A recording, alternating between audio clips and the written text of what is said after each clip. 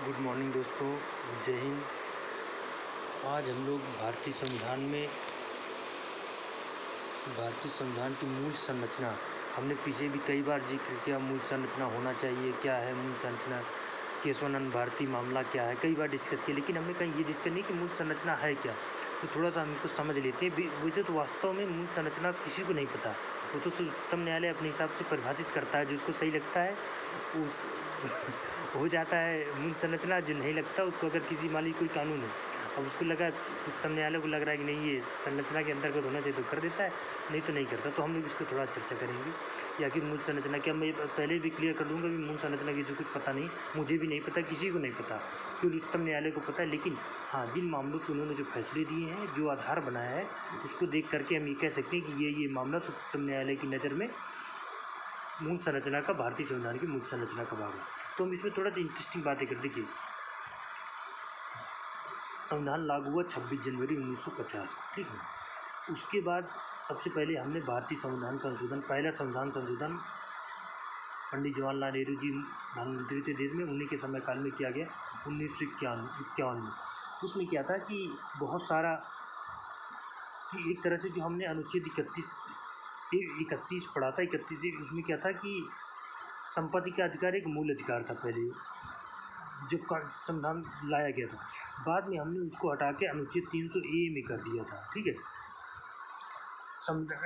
इस मामले को लेकर के चुनौती दी गई थी।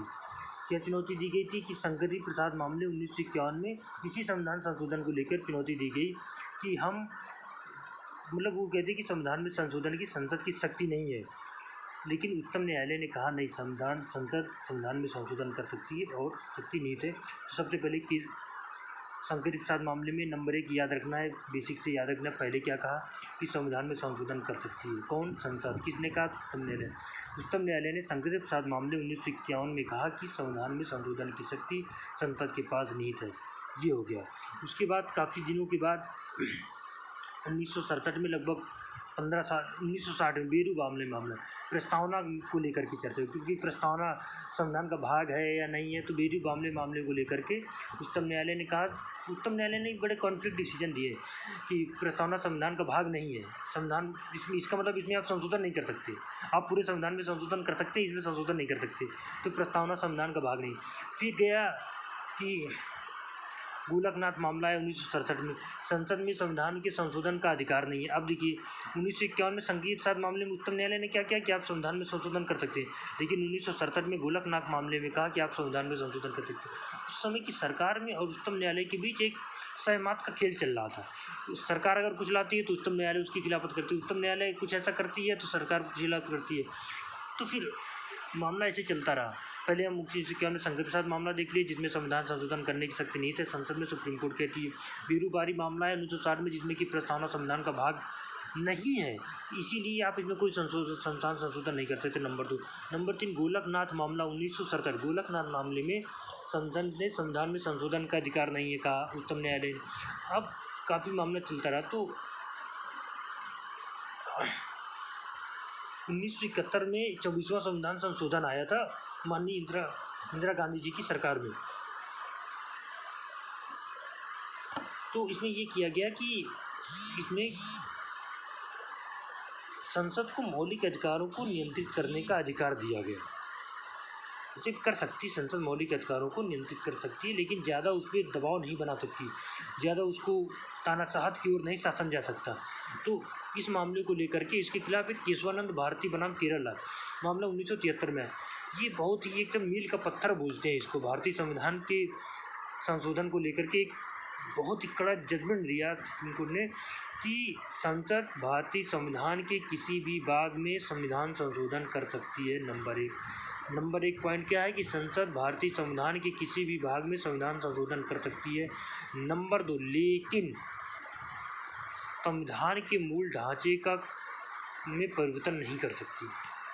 24 अप्रैल 1973 को, जिस दिन भारतीय महान बैट्समैन सचिन तेंदुलकर जी पैदा हुए थे, उसी दिन 24 अप्रैल 1973 को ये फैसला है केशवानंद भारती बनाम केरला मामले में कि संसद संविधान में संशोधन कर सकती है, लेकिन मूल ढांचे में कोई भी परिवर्तन नहीं कर सकती। अब हम मूल ढांचा क्या है इसके बारे में समझेंगे कि मूल ढांचे क्या है। भारतीय संविधान की सर्वोच्चता। देखिए, जब मैंने आपको भारत का संविधान पढ़ाना शुरू किया था, पहले दिन मैंने बताया था, पहले दिन, कि भारत में ना तो संसद सर्वोच्च है, ना सुप्रीम कोर्ट सर्वोच्च है, भारत में संविधान की सर्वोच्चता है। बताया था ना मैंने। हाँ, वही देखिए, भारतीय राजनीति के सार्वभौम, लोकतांत्रिक और गणराज्य में लोक सार्वभौमिक जो प्रस्तावना में दिया है, सार्वभौमिक है कि हम पूरी तरह स्वतंत्र हैं, हमें बाहर और बाहरी कोई दबाव नहीं हमारे ऊपर। लोकतांत्रिक का जो भी सत्ता परिवर्तन होगा वो लोकतांत्रिक तरीके से लोगों द्वारा चुनी गई कि चुनाव के बाद ही, वोटिंग के बाद ही होगा। गणराज्यता तो प्रकृति की कोई भी वंशानुगत नहीं बैठ सकता इसमें कि प्रधानमंत्री बेटा, प्रधानमंत्री, सांसद बेटा, नहीं। पूरा लोकतांत्रिक प्रक्रिया चुनाव के बाद ही बैठ सकते हो, बन सकते हो। संविधान का धर्मनिरपेक्ष चरित्र होगा, क्योंकि भारत की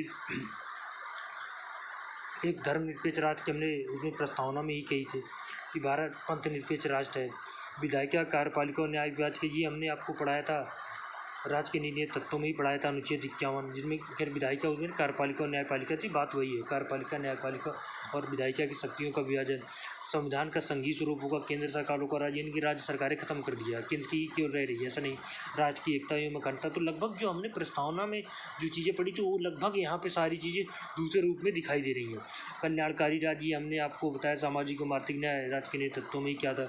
न्यायिक समीक्षा की बात, जुडिशियल रिव्यू, व्यक्तिगत स्वतंत्रता एवं गरिमा होना, संसदीय प्रणाली, कानून का शासन, मौलिक अधिकारों तथा नीति तत्वों के बीच संवाद एवं संतुलन, समत्व का सिद्धांत, न्याय, स्वतंत्र एवं निष्पक्ष चुनाव, संविधान संशोधन, संसद की सीमित शक्ति, न्याय प्रभावकारी पहुँच, तर्कसंगतता का सिद्धांत, अनुच्छेद 32, अनुच्छेद 136, 141 और 142 के अंतर्गत सर्वोच्च न्यायालय को शक्तियाँ प्राप्त। तो अब आप देखिए, अब इन्हीं को आधार बनाते हुए माननीय उच्चतम न्यायालय कोई भी निर्णय ले लेते। जैसे मान लो उनके पास कोई मामला गया, अब उन्होंने देखा इनमें से कि किस में जा रहा है, तो देखा कि नहीं ये कोई धर्म से जुड़ा मामला है। अब जैसे यूसीसी आ रहा है, अभी देखिए यूसीसी जब लागू हो जाएगा ना, इसके खिलाफ बहुत सारे पिटीशन जाएंगे उच्चतम न्यायालय। अब वहाँ पे वो यूसीसी को सही ठहराता है, गलत ठहराता है, तो उसका वो पाँच लेगा यहीं से कि अगर मान लीजिए उसको सही ठहराता है तो कुछ भी कह देगा कि भारत में भारतीय राज्य के जो संविधान निर्माता थे उनके अनुरूप है यूसीसी अनुच्छेद 44 के। अगर उसको नल एंड वाइड घोषित करना रहा तो कह देगा कि ये भारतीय पंथ निरपेक्षता, भारतीय धर्म निरपेक्ष राष्ट्र की चरित्र के खिलाफ है। तो फैसला वो यहीं पे मूल संरचना के तत्वों को देख करके ही उच्चतम न्यायालय कोई भी निर्णय कर देता है और फिर कह देगा कि ये हमारे मूल ढांचे का हिस्सा है या हिस्सा नहीं है।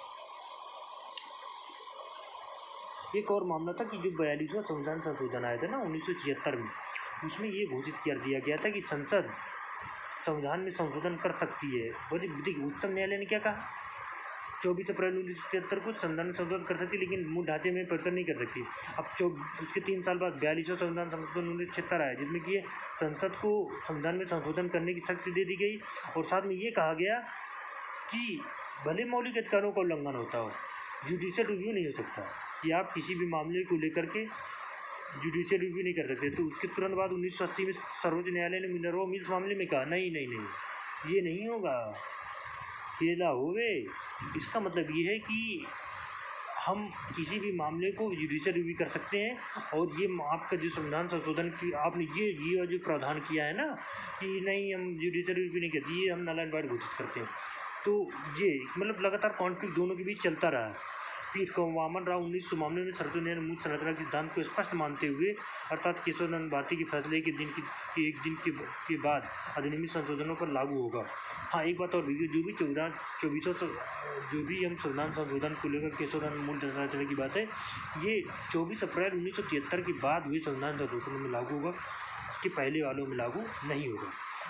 तो इस तरीके से हमने देखिए क्या क्या पढ़ लिया इसमें। सबसे पहले हमने पढ़ा शंकरी प्रसाद मामला 1951, जिसमें ये कहा गया था कि संविधान संशोधन की चुनौती दी गई थी। तो उच्चतम न्यायालय ने पहले क्या कहा, हाँ भारतीय संसद भारतीय संविधान में संशोधन कर सकती है। अनुच्छेद 368 के अंतर्गत उन्होंने जो ये संपत्ति के आधार का इसको 31 से हटा करके 300A में करने को सही ठहराया था। ठीक है,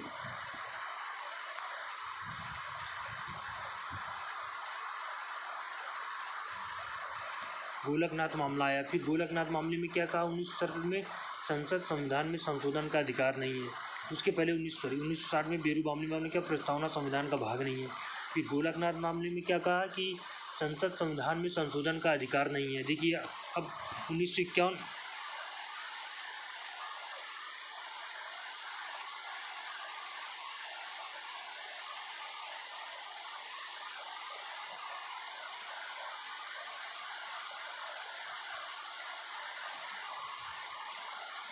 हाँ देखिए क्या कहा कि संविधान में संशोधन नहीं कर सकती गोलकनाथ मामले में। अपने फैसले को 1951 के अपने फैसले को पलट दिया। फिर केशवानंद भारती मामला है 1973 में कि प्रस्तावना संविधान में संशोधन कर सकती है, और साथ में ये भी कहा था कि प्रस्तावना संविधान का भाग भी है। देखिए दो गोलकनाथ मामले में पलटा, केशवानंद भारती मामले में पलटा, बेरूबामी मामले को कि प्रस्तावना संविधान का भाग है। उसके बाद संसद संविधान में संशोधन कर सकती है, लेकिन मूल ढांचे का मामला है। बहुत ही फेमस है, कई बार यूपीएससी में भी आ चुका है और स्टेट टीचर में भी आ चुका है कि मूल ढांचे का सिद्धांत संबंधित है केशवानंद भारती मामले से ये। उसके बाद जैसा कि वैल्यू से संविधान संशोधन में ये लाया गया, जिसमें ये कहा गया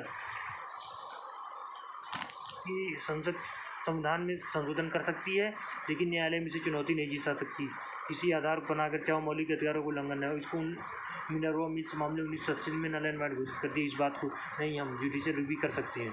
उसके बाद वामन राव मामला आया 1991 की, जो भी मूल संरचना का सिद्धांत है ये 24 अप्रैल 1962 के बने कानूनों पर बने हुए संविधान संशोधनों पर लागू होगा, ना कि पहले पर। तो उसमें फिर संविधान संशोधन में जो मूल ढांचे की बात है, वो मूल ढांचे में क्या क्या है। संविधान की सर्वोच्चता है, भारतीय राजनीति का सार्वभौमिक लोकतांत्रिक गणराज्य प्रकृति है। नंबर 2, नंबर 3 संविधान का धर्म चरित्र है। विधायिका, कार्यपालिका तथा न्यायपालिका के बीच शक्तियों का विभाजन से है। संविधान के संघीय स्वरूप से है। कल्याणकारी राज, सामाजिक आर्थिक न्याय से है। न्यायिक समीक्षा से है। व्यक्तिक स्वतंत्रता एवं गरिमा संसदीय प्रणाली से है। कानून के शासन से है। मौलिक अधिकारों तथा नीति सिद्धांतों की सौहार्द एवं संतुलन से है। समरत्व का सिद्धांत से है। स्वतंत्र एवं निष्पक्ष चुनाव से है। न्यायपालिका की स्वतंत्रता से है। संविधान संशोधन की संसद की सीमित शक्ति से है। न्याय तक प्रभावकारी पहुंच से है। तर्कसंगतता के सिद्धांत से। अनुच्छेद 32, 136, 141 और 142 के अंतर्गत सर्वोच्च न्यायालय की शक्तियों से है।